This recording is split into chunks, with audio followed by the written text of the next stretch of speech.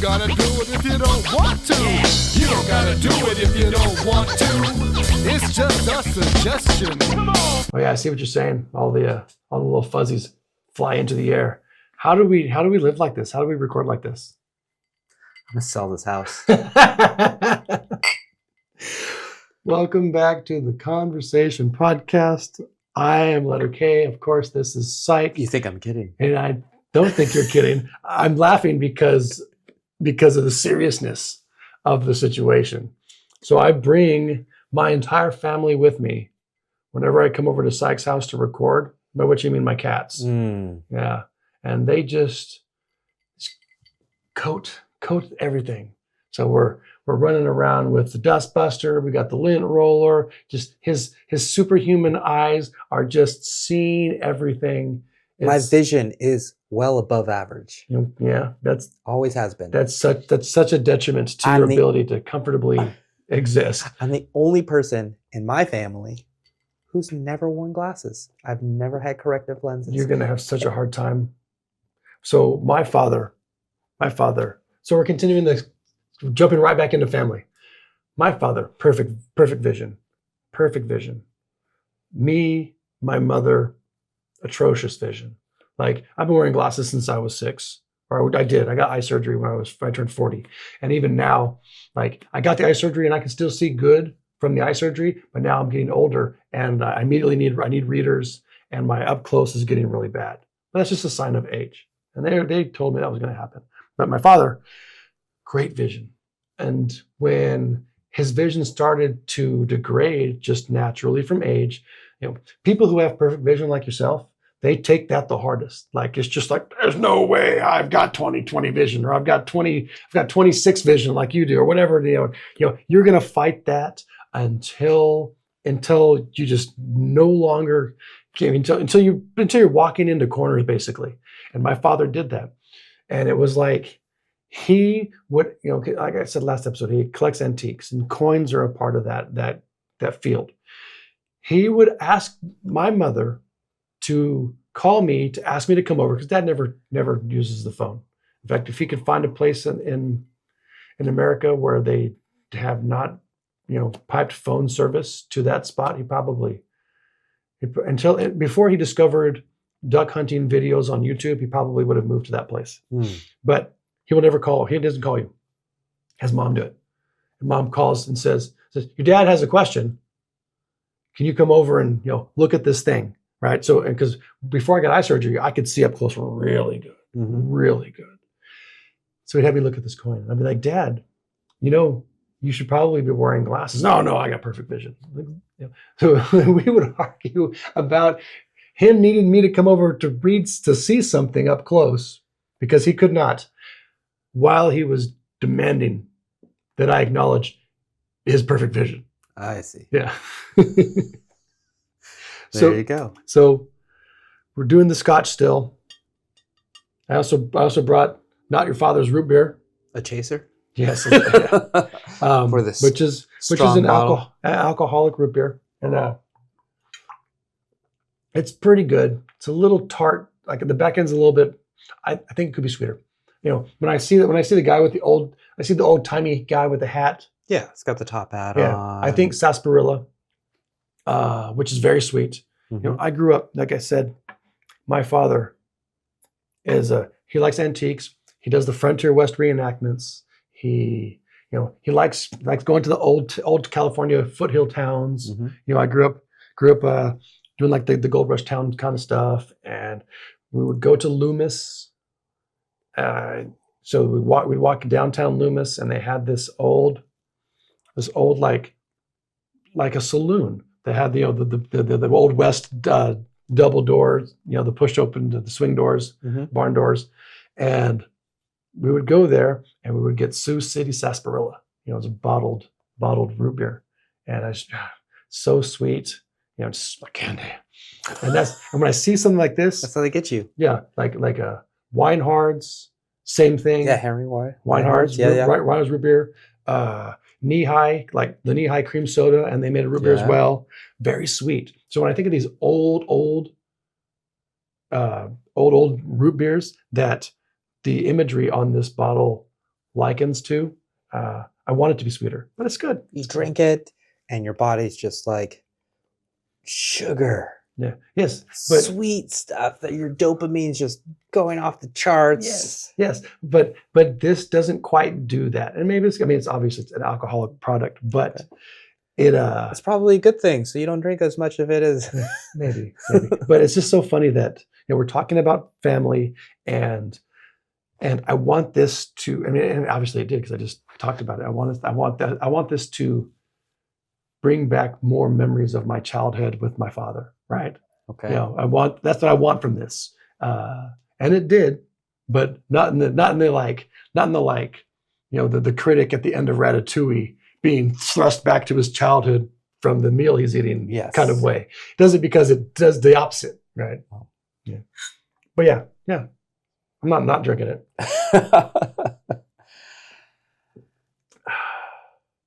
Yes. Me and my father, our relationship, he's the sportsman. You know, saying I'm the tech nerd. I'm the intellectual. I like to stay home. I like to play video games. I like to watch TV. Use technology. Dad likes to go out. Go hunting. Outdoors. Camping. Touch some grass. Yes. And me and my father get along great. We do. We get along great, but we don't really spend a lot of time together.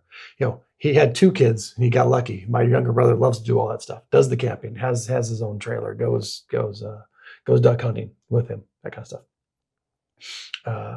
But for us, we have a very like father-son, like in an old world kind of, you see the old movies or you read the old books, like I like old books. And it's always the father is the kind of, he's almost kind of like a boss. Like you can't get too close to him. You're not too comfortable with him. You kind of revere his presence. He gives orders, that's kind of how our relationship has been. Although, that being said, he's also very, very caring and very loving. He's very, it's always funny. It's a contradiction with him. He passionately cares about his family. He does. He super does. But you couldn't drag that out of him. Okay. You have to see it. You couldn't get You might not recognize it when you are first exposed to it. Yeah. You just think that he's like, man, he doesn't like anybody. Unless, and this is true, and you've never, I was just about to say, I want to meet the man. Yeah, that's right, because we have talked about this. And I tell you the same thing I tell everybody whenever I bring somebody over to my parents' house. I say, my dad's got a lot of cool shit in his house. If you talk to him about things that interest you or just like general things, weather, sports, whatnot, he's going to seem like he doesn't like you. He's going to give off this air like he doesn't care, like why are you even here? Mm-hmm. But if you show interest or ask a question about anything in the house, and it's like the Monopoly board, that's whatever you start, just know that I'm going to quietly disappear. Mm-hmm. Because once you show interest in something my father likes, he knows everything about everything. Is that a 1945 Zippo lighter? It doesn't even have to be. Somebody's at your door. Oh. It doesn't even have to be, so detailed. You don't have to be like, oh, is that one of the 1942 limited edition, die-cast metal Cracker Jack box harmonicas? It doesn't have to be like that. You can be like, oh, this is cool. You're done. Oh, that's You're done, and I'm walking away. You don't have to have knowledge. But. You don't. In fact, I think he might prefer that you don't, because he likes to tell you all about it. But only in those little niche things that interest him. Right.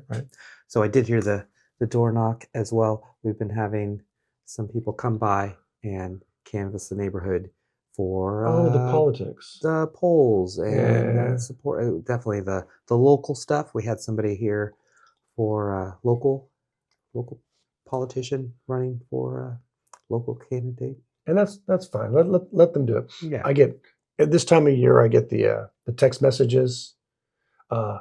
And some of them are hilarious, like the ones I get that are for Donald Trump are in all caps. They're always in all caps. Oh, okay. It's an emergency. Yeah. It's like I need to know you voted for me. Yeah. But The world's coming to an end otherwise. Right? every and I get local candidate stuff too, and regional, state. I just swipe left, hit the trash can button, and report it as junk. Move on with my life. I don't, just leave me alone. Yeah. I mean, I've already made my decisions. Yeah, we're not expecting anybody, so Good. think Good. better. If they knock again, I'll just yell, "Hey, we're doing something." So yeah. So what about you? I mean, I always tried to have the utmost respect for my father, and I think that the way that our relationship was lended itself well to that. And him with me as well. Like I know he was disappointed. I know he was disappointed that I didn't want to do all the things that he liked to do. But the moment or the year that he told me I didn't have to go duck hunting, I stopped. Not because I've got moral reasons behind it. I like spending time with my father, but man, it's just so damn cold. Duck is delicious. It's not. It's awful. It's so gamey and it's tough. And I've tried. I can cook it for you. Yeah, you're gonna have to. I've done it 100 different ways, and it always tastes like game duck, like game bird. So, yeah, after a whole childhood of that. Yeah, my father was growing up. My memory of him as an adolescent, he was extremely patient. He was a soft-spoken individual. I don't think, as a child, I ever heard him raise his voice. He would not. His presence demanded respect. We honored him. If he ever took his voice up a decibel or two, we stopped in our tracks. It never had to progress from there. He could look at us and we knew. But we were raised with a certain expectation. If we say this, then this happens. In this situation, you do this. If we're here, this is how you respond and behave. So we knew. All 5 kids, we knew exactly how to engage and to address our parents, both of our parents, but especially our father. We lived in a household where if mom didn't like something we did during the day, I'm gonna tell your father. Wait till your father gets home. Yes. Oh, yes. And that drove fear. Yeah. The fear of God into us. And so we would absolutely change our path. So looking back, hindsight, retrospect, was that fear founded? You had this reverence for your father. He was the head of household. He was the guy. He was the man. And your mother, you did something wrong. Your mother was like, "When your father gets home." Yeah. So, and then what?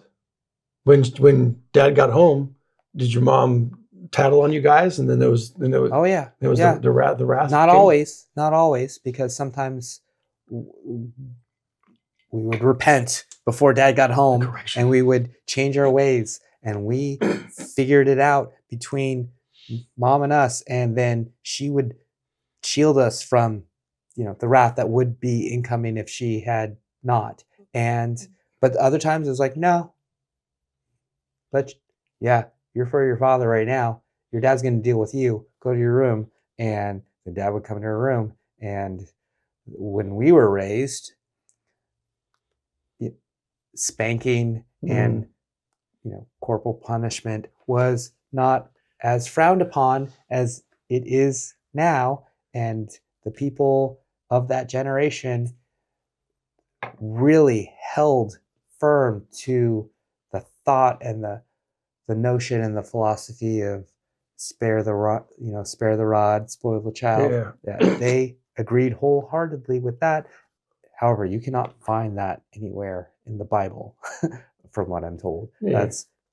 That's urban legend. But That's the Yeah. course that my family took. My parents did a little bit of the the spanking kind of stuff when I was young. But honestly, if I had to think about it now, I would probably think that it was too hard on my father. He just couldn't do it. So I Mm. just didn't. But little bit of yelling, a little bit of threatening. But when my dad would get too threatening, he would always come back and apologize afterwards. And he'd be like, hey, I'm sorry. I would never be like that. I'm saying, and I see myself and my father a lot. We both have knee-jerk reaction anger issues, Mm. right? But and I can see myself turning into him more and more. And I can see how he became so level-headed and stoic. Just the way that he copes with with self-reflection and understanding who he is as a person. And I think that's great. I attribute my emotional intelligence to my father, without really ever getting too deep into ever getting to know him. You got your EQ up. Yeah. Yes.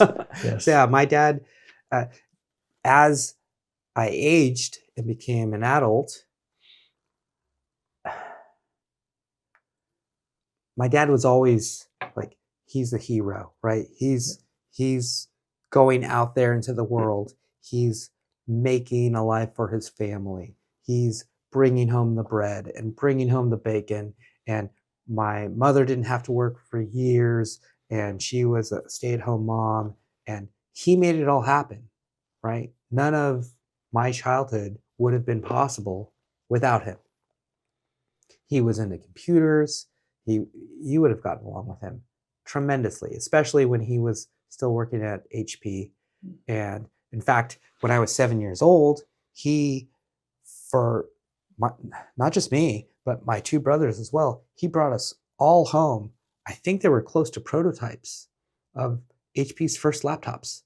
Only 3 programs on them. We had a simple Word file, a Word program, a Lotus 123 was on there, and one other DOS. It was run by DOS, and they were in suitcases.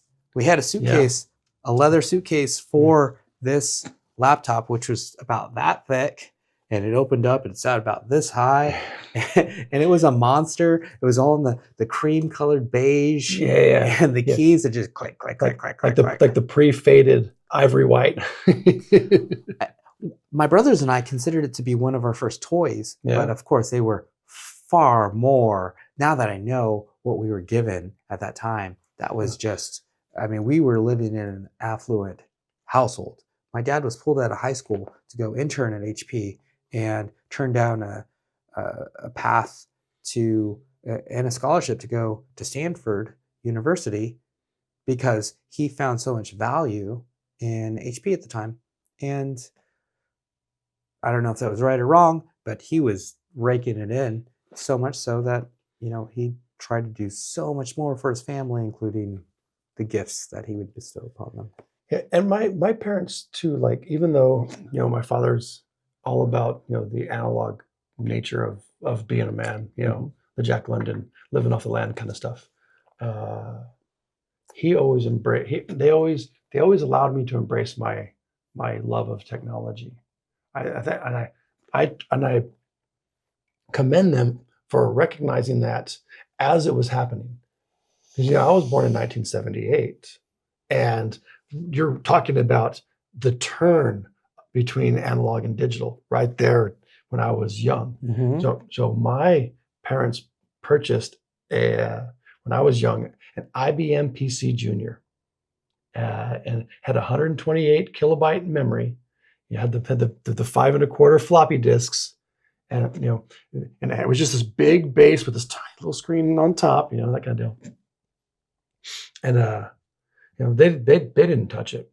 They didn't touch it, but had like math video games on it and this, that, and the other thing, and the word processor. And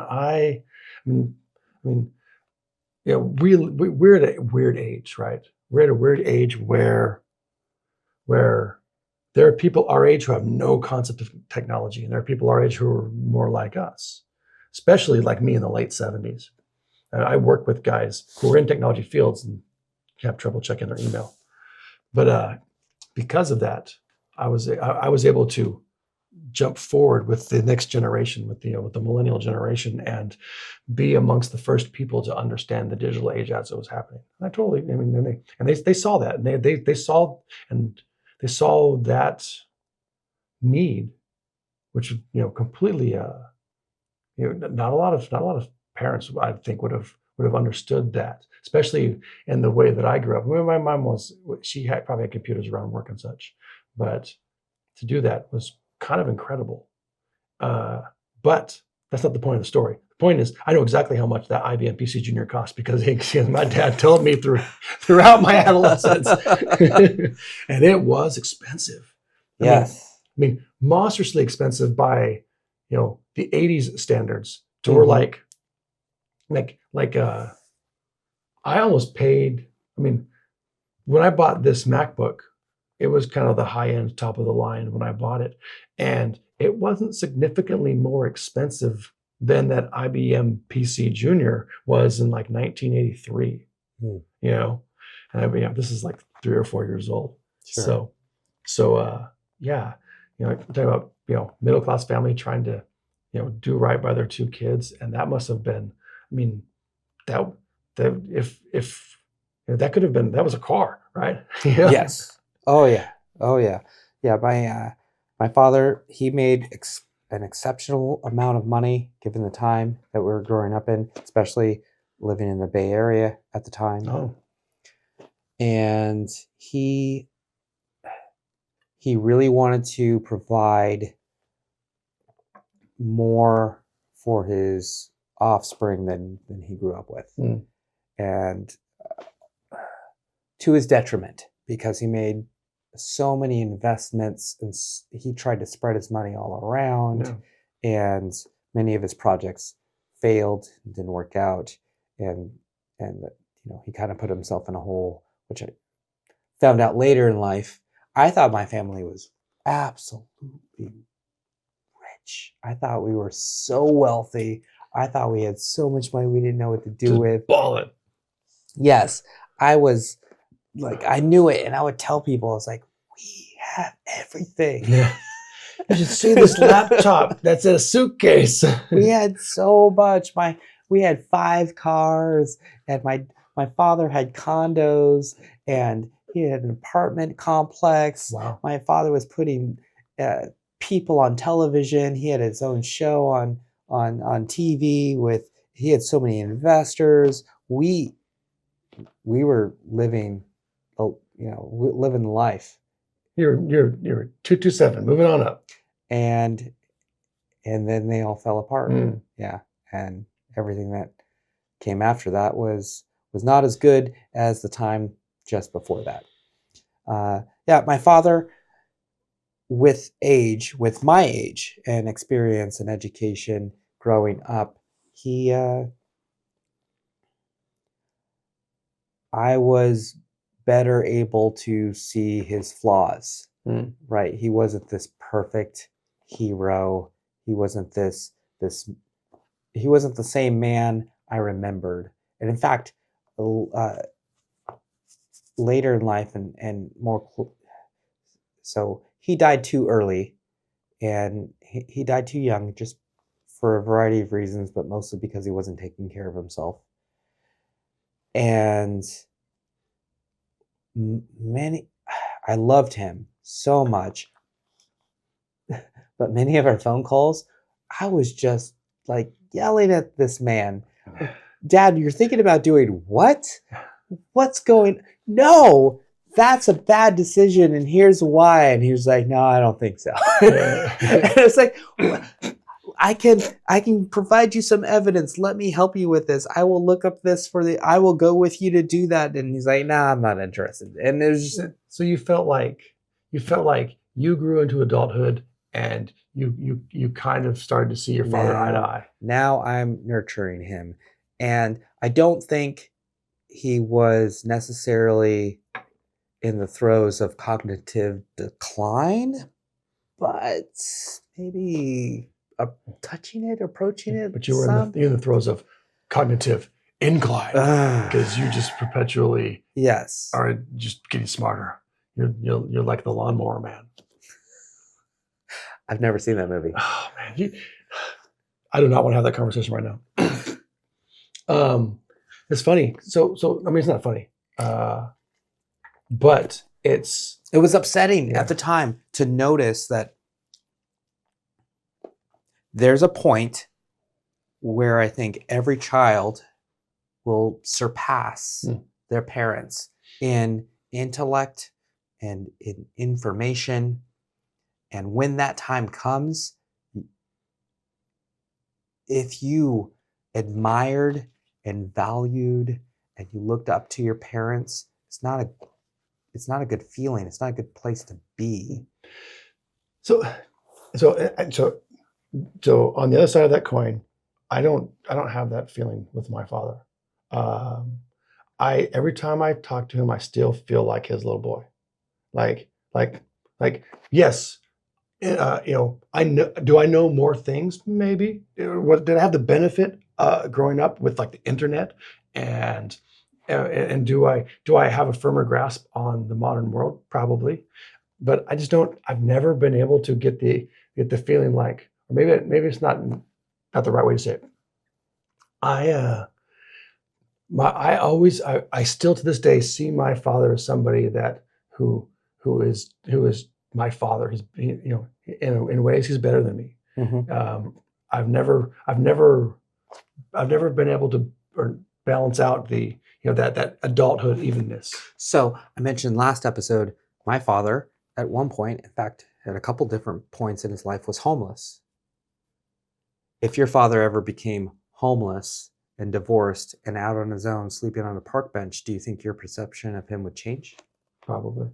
Okay. Yeah. I mean, let's be honest, because that would immediately offer an opportunity, which is a terrible word to use in this situation, but it would force me to reverse those roles if my intention was to help him. So I could totally see that.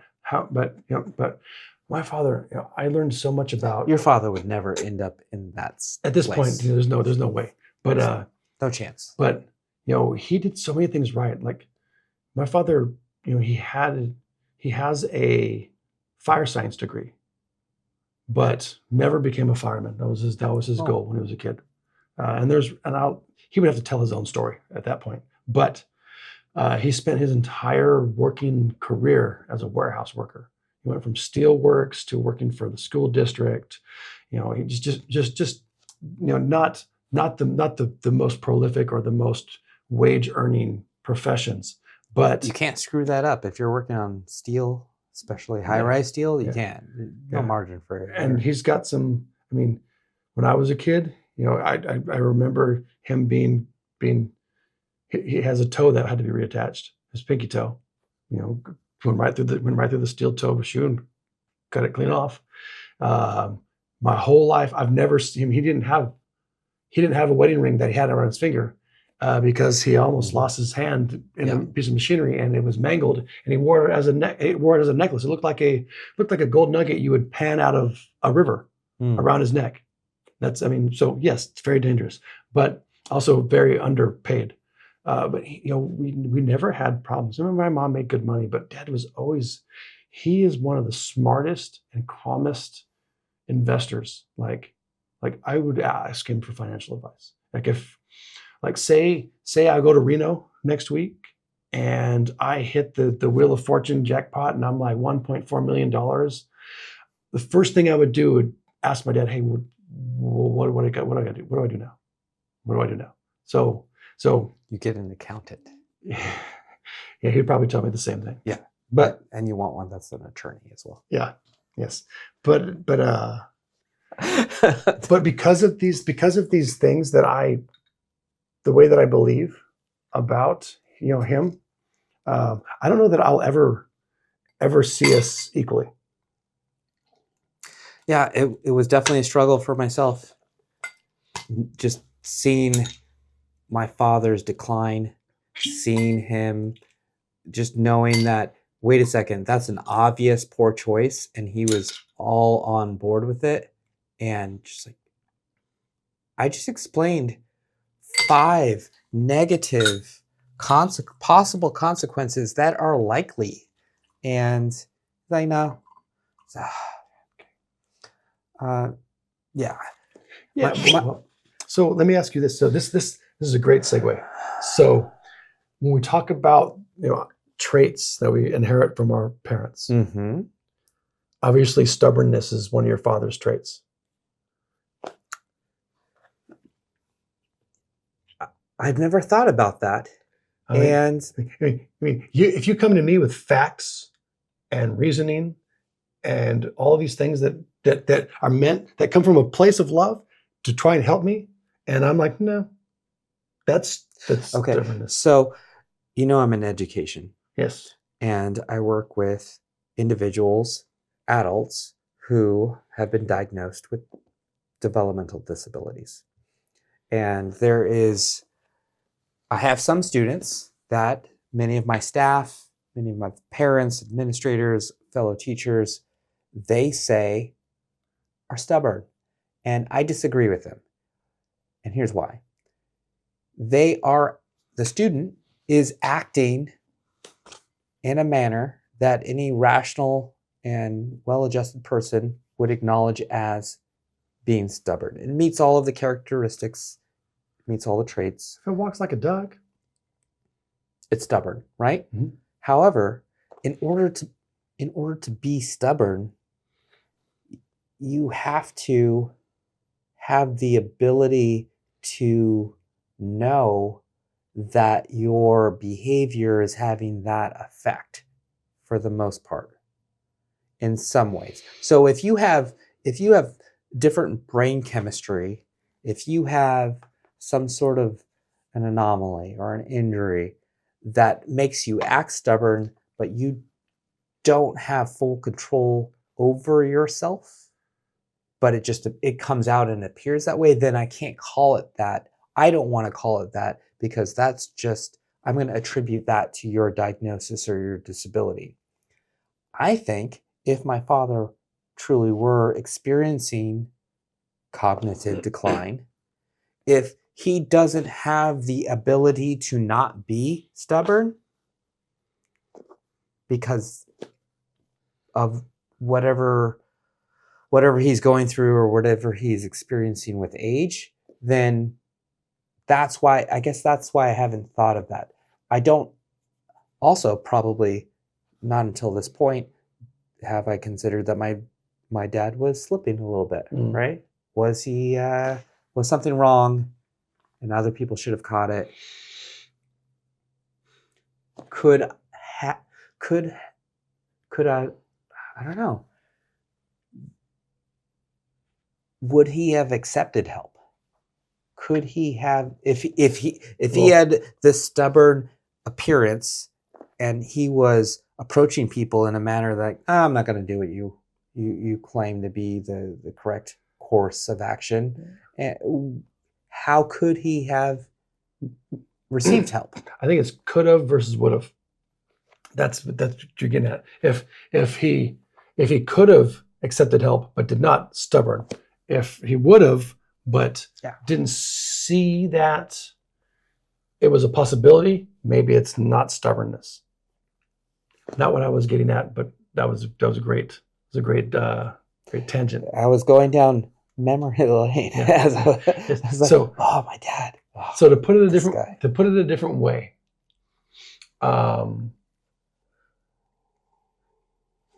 can you trace who you are now? Do you have enough wherewithal to do self-reflection to trace key elements of your own personality to your parents? Yes. Oh, yes.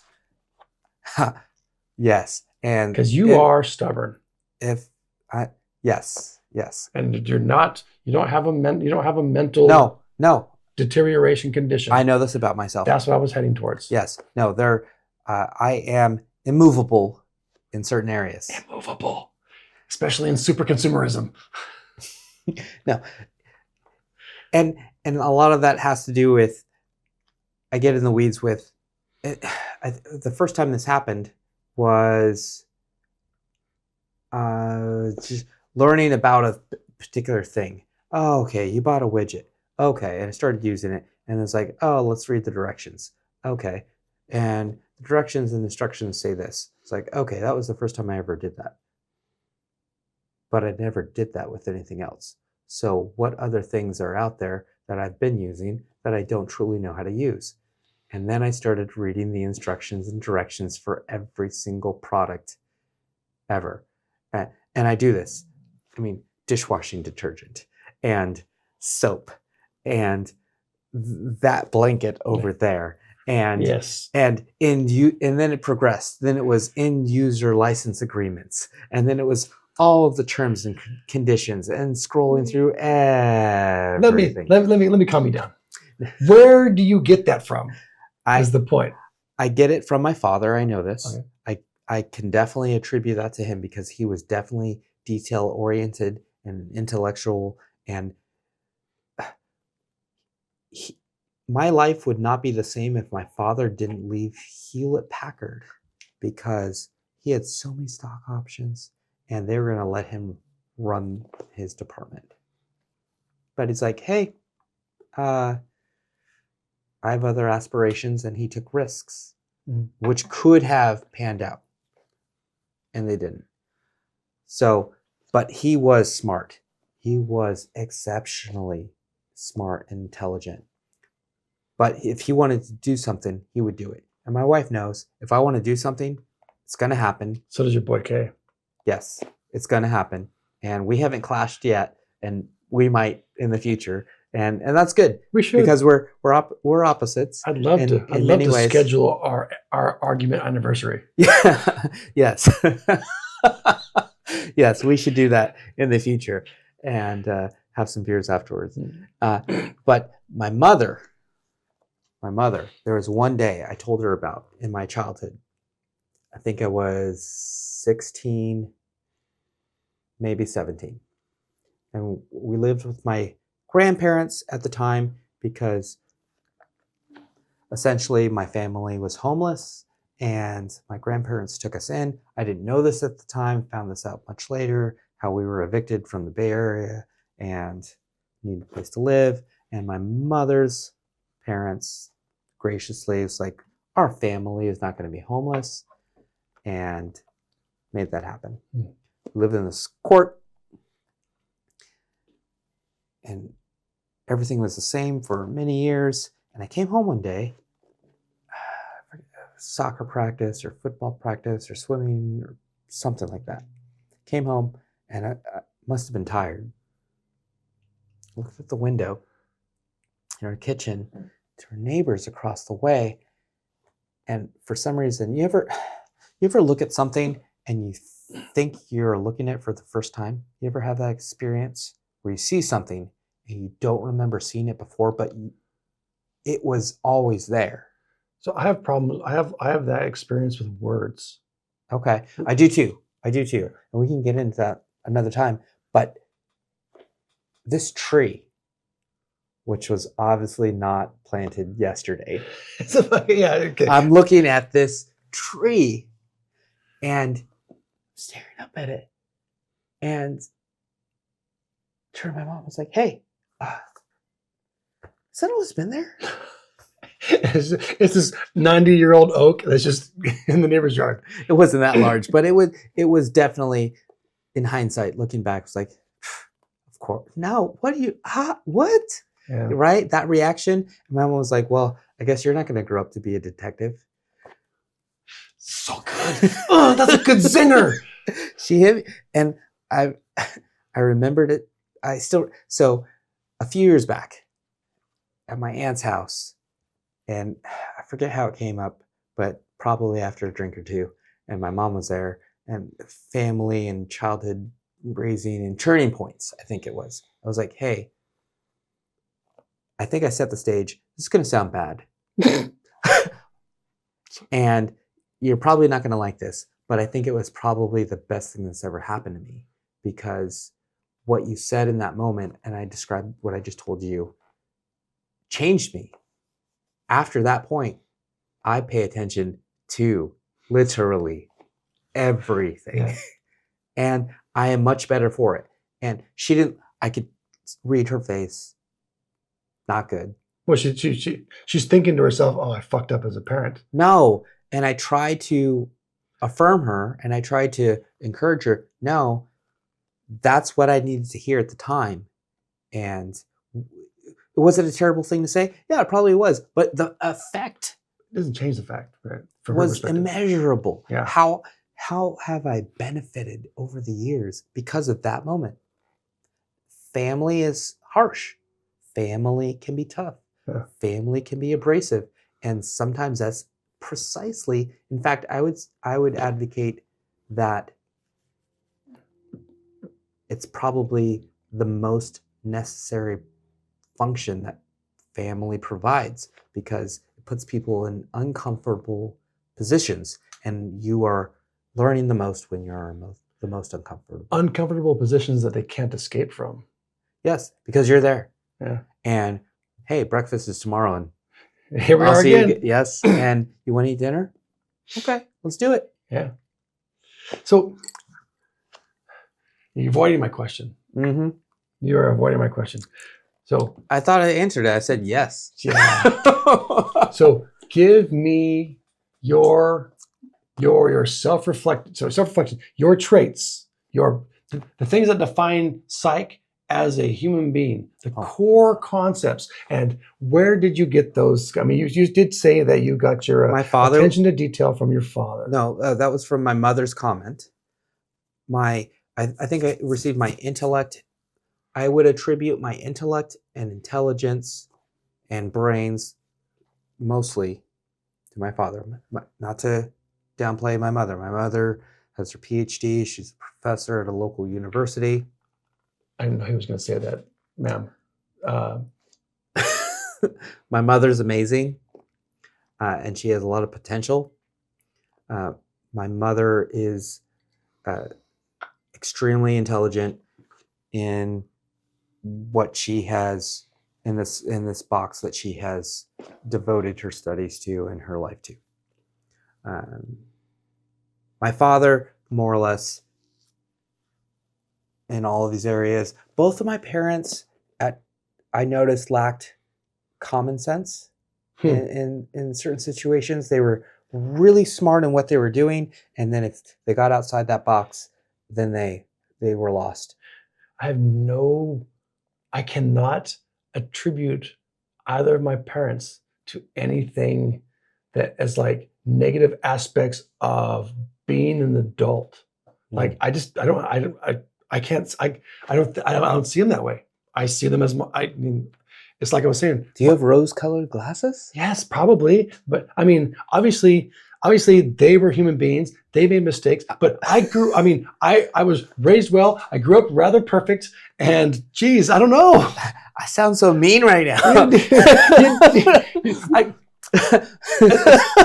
It's funny because I see, like, the things you're talking about, I can see those things in my father's siblings, my aunts and uncles, and on my mom's side, same deal. But for my two biological parents, like, I don't know, I've got this pedestal complex with them. Like, I mean, I do know that they are human beings and they're flawed, and I can address those things. I can acknowledge those things. So are you a pessimist or an optimist? I am a hardcore pessimist. So me too. My brain does not. So like if I'm driving to work and I'm fantasizing about this, that, or the other thing, my brain always finds ways to turn it sour. Okay. But I don't know. But like my folks. Well, your folks they're married. They're married. They live in the same household. They still do. They've never been kicked out of their house for not paying their bills. No. And they have less than half the children that my parents did. And at least half of those children was an amazing child. I'm just saying. I mean, some things work. I mean, I did everything I could as growing up to try and please my parents, to make them happy, to keep them off my back. Probably because I have mild social anxiety and I didn't want the confrontation. My brother, however, if he wanted to, he could be like a Perry Mason style lawyer, like because he just ate it up, ate the confrontation up. He would do the kinds of things growing up. We're like he. So when we were getting older, my brother would have always used to keep a warm tall can of 211 in his backpack in case party broke out. By the way, awful. But when my parents found adult literature and empty bottles in his bedroom, they gathered it all up, threw it in the trash. Brother came home, found out what happened, went to the trash, took the adult material out and said, "This is mine." Took it back to his room. He was that kind of guy. Where I listened intently when did your parents ever try to give you the talk? Yes. So my parents did, and they not both of them, just one of them. They sat me down together and they did, and it was very awkward. But they did the best they could, and in retrospect, I think that they succeeded. Mm-hmm. They told me the things that I needed to know, and then be safe. Whatever. Tell us if you need anything. My brother, when they tried to give him the talk, and I will never forget this. I was a little older. I'm 3 years older than my brother. I was in my room. I was on the computer, probably playing a video game or some such. And our house growing up, the bedrooms were all smushed together at the back of the house. Mm-hmm. So so they call him in to their room and they try to have this conversation with him. And once he realizes what's happening, once it gets rolling, he says, "Mom, Dad, I know what goes where." Walks out of the room. That was the contrast between myself and my brother. But no, yeah. So what part of your mom and your dad do you attribute mostly to your personality? And do you see my father? Definitely. But do you see those? Definitely. Do you see those things that you got from him? Do you find that they're all positive, or do you find that they're positive and negative? That you're being held back by the genetics and upbringing of your folks? I have found a way thus far, at least I think I have, to take what I need from him and leave the rest. I am prone to taking risks. Really, I want to just dive in and do something, and that's what really messed up our family and his life. Really, he took way too many risks. Way too many. And knowing that, it still doesn't deter you. It's like just I think I haven't. Not until recently have I been willing to. So, full disclosure, my father was arrested on my 16th birthday. I answered at the door when the police arrived. And it was about 11 p.m. And our garage door opener had broke. That was the first day it had been broken. So we parked in the driveway. And I guess the police in that neighborhood were searching, running license plates. And that was the first night that we hadn't parked in the garage on my birthday. And that's when they took my dad.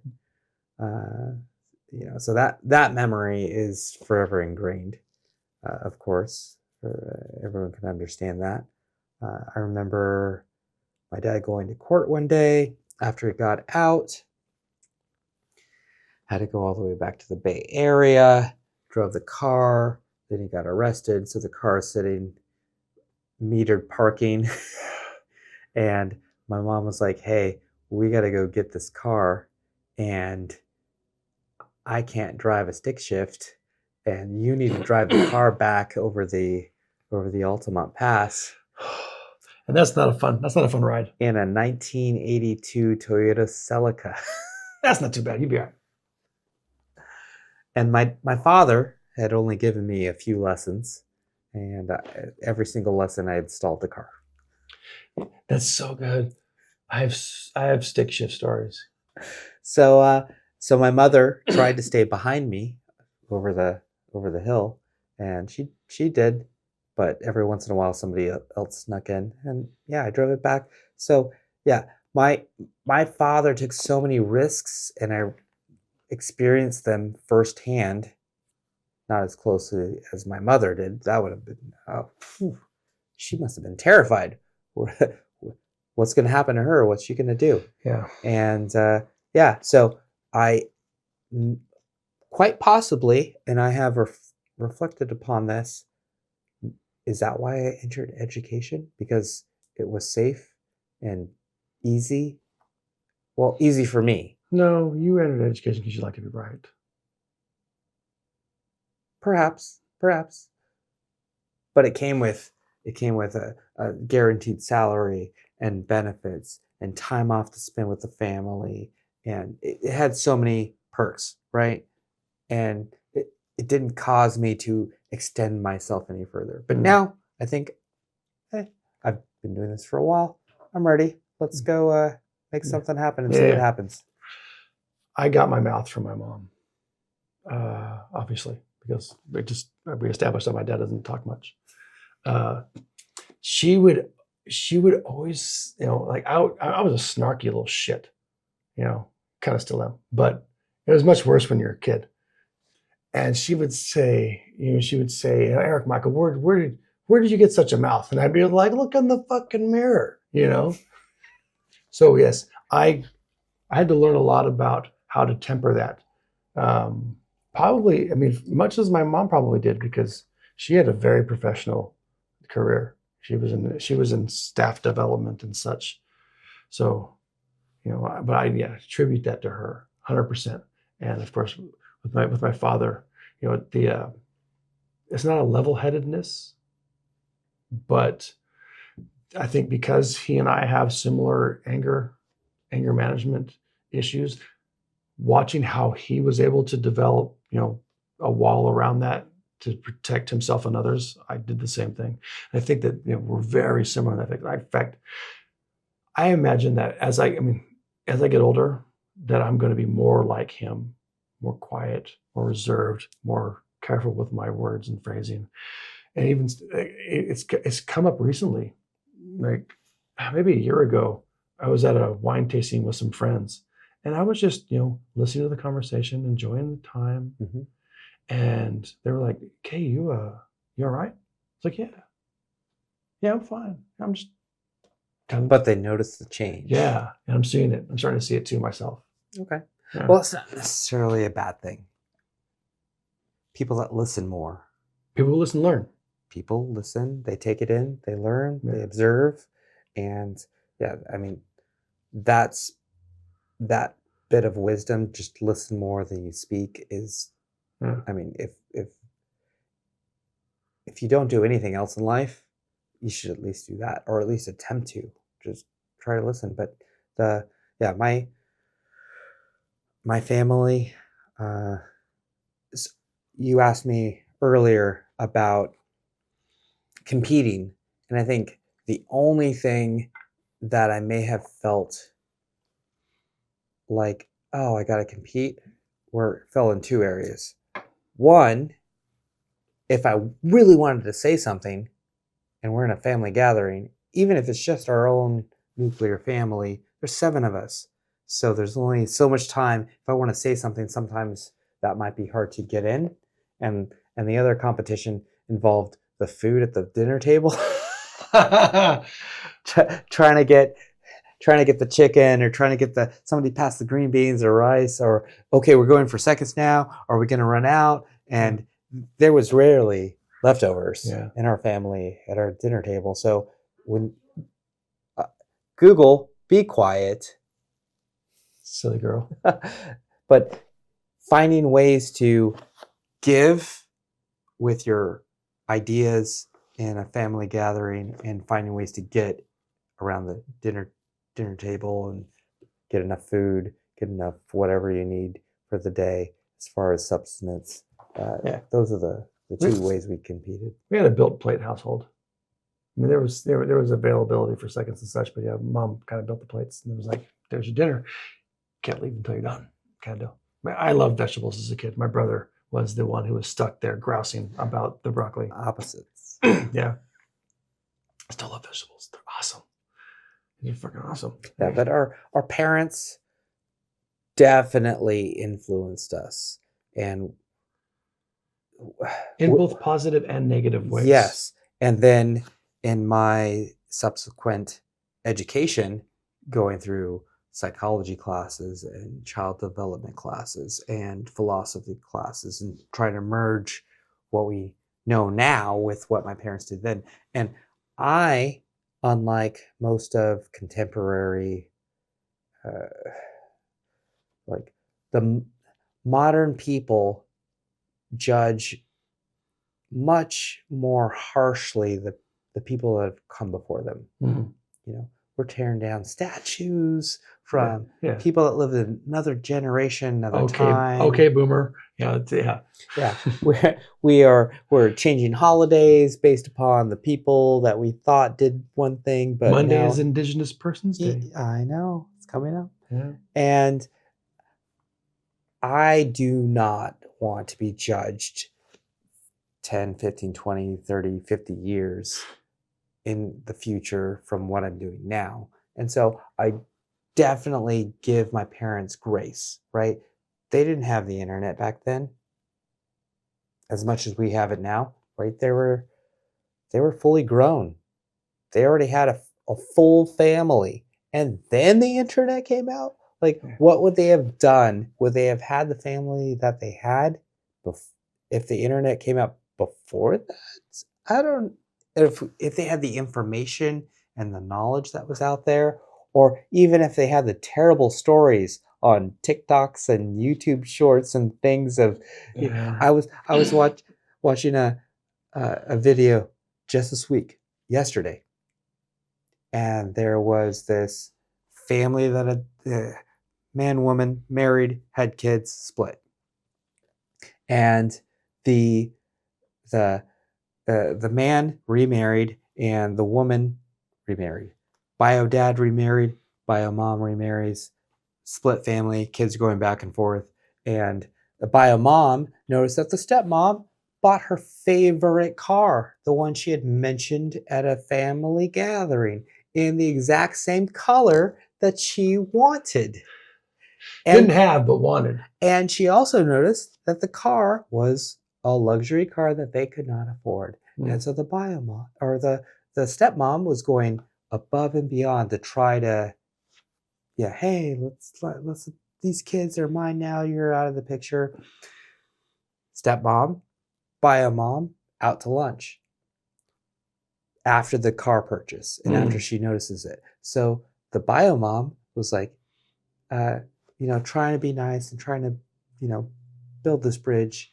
And stepmom's like, hey, you're getting, actually bio mom wasn't married yet, fiance, they're about to have their wedding, and stepmom and bio dad, they're about to get married too. New relationships, fresh starts. So the stepmom was like, what color are you going to have for your wedding?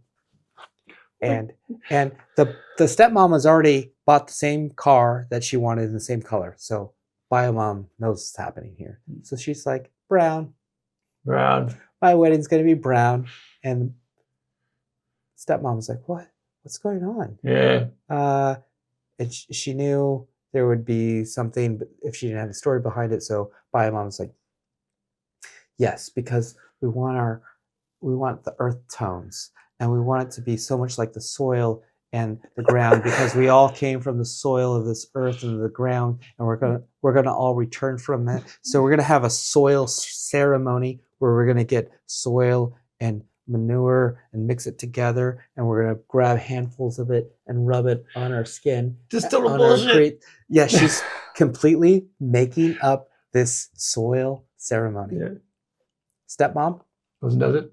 goes and does it. So good. Every bridesmaid in brown dresses, and they do the soil so- ceremony. So bad. And then all of the groom and the bride give themselves infections. They all got some sort of ringworm Some and stuff. sepsis. They all had terrible infections. They were out of commission for a while. They were just, because of this, they got it all in them, and they had to be on antibiotics and recovering forever. So yeah, sometimes families, they just,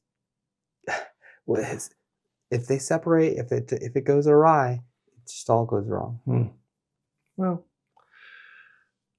maybe that's a topic for another day. I know. It just came to mind. Oh, there was one other video I watched where the dad paid for the wedding, and the daughter took the dad off the guest list, because took dad and Dude, stepmom. you're into a rabbit hole. I know, but families, they But you're not talking about regular families. This is some goofy bridezilla shit. Dad canceled the wedding. Of course he did. They showed up with the wedding planner and no dice. Yeah, no, we did a really good job of Drinking this. of talking about real familial relationships, and then you took it to reality TV for the conclusion. Thank you for that. But here we are, solving family relationships. I've got more next week.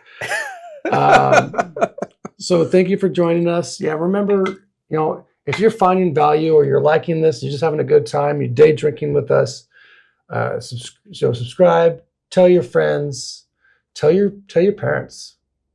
Like and comment. Teach your parents how to like and comment. Hate and comment. You teach, yes. Teach the parents how to like and comment. Yes. Yes. It's educational. Yes, it is. Yes, it is. And next time, Psych will have a new topic, and we're going to challenge him to come up with something that we abjectly disagree about, so that we can have our argument anniversary. I've got one, too. I've got three. I've got three. Just roll the dice, even and odd. Do it. Does every episode need to be a different one? I don't know. No, do whatever you want. Yeah. I love how Ken, K, and Psych argue is its own topic series. But no, we can do it normally. Let's fight. Let's fight. The gloves come off next time on the ConverSAYtion podcast. See you there. That's fight. That's fucking great.